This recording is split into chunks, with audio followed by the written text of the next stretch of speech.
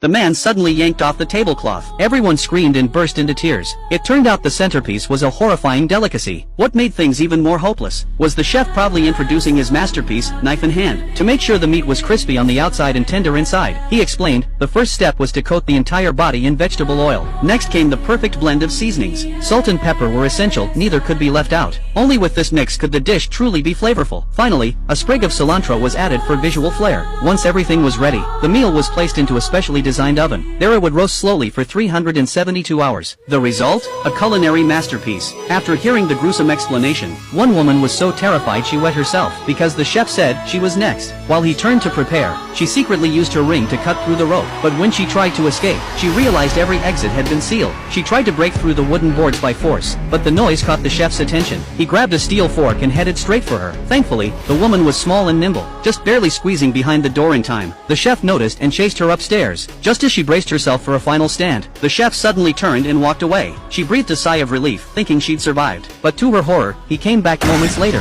The shock nearly made her faint on the spot. She bolted wildly toward the door in a desperate escape, but the chef had no intention of letting her go. He hurled his fork with deadly precision. In the end, the woman became just another delicacy on the table.